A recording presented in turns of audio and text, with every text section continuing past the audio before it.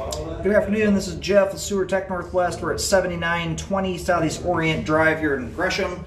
We're located down the basement up against the front left corner of the basement and very near the foundation wall. Also same room as the water heater. Got a 3-inch ABS cleanout. We're going to check the overall condition and serviceability of the sanitary sewer line. Water is running, and we're going to zero out here at the base of the cleanout. There is some moisture coming in a couple of different places there.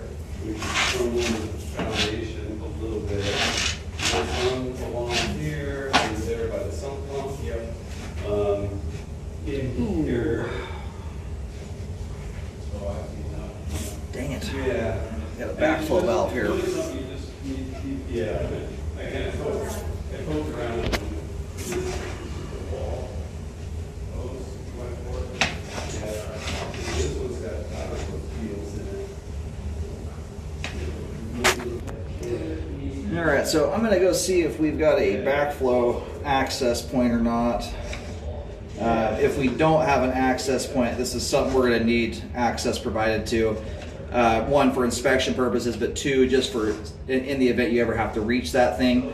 I'll give you a little bit of a rundown on backflow valves. So they're generally in place anytime you have a line down below grade. It is to help prevent a backup from occurring or getting back into the house that occurs. And they're pretty good at doing that. However, you need to treat these things nice, and being that it's a septic system, you should already be doing that. My issue with them, in my experience, is honestly they cause more problems than they help or prevent. A lot of that, though, is because of how the line is treated.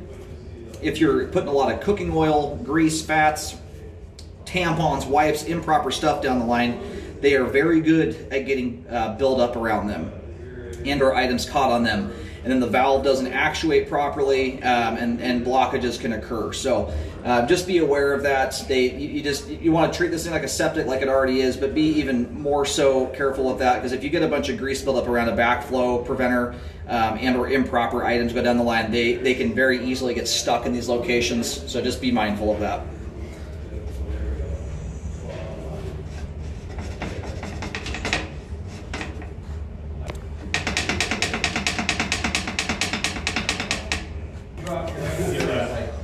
That's what it looks like right there.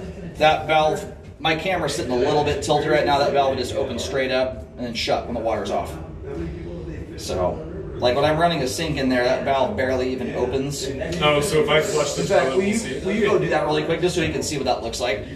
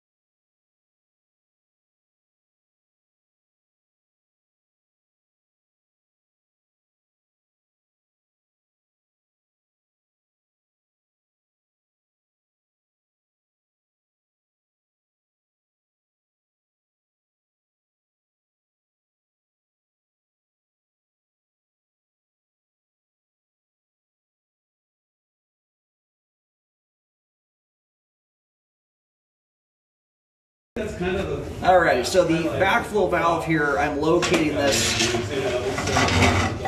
It looks like it's sealed in underneath the concrete, and if you tap on the concrete right here, so if you see where there's this other line, they converge together right here.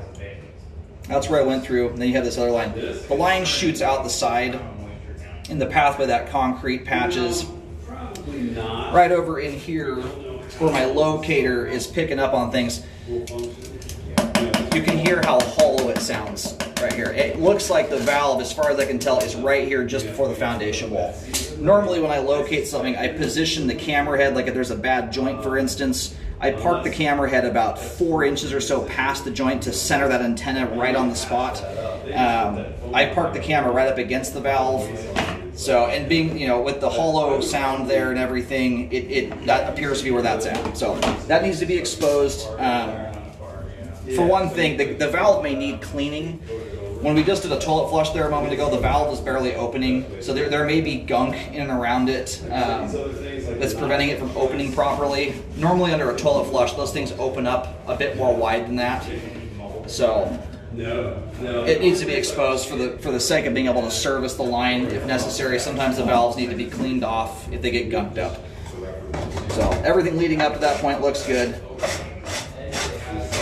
It's everything past that point though that we really want to see.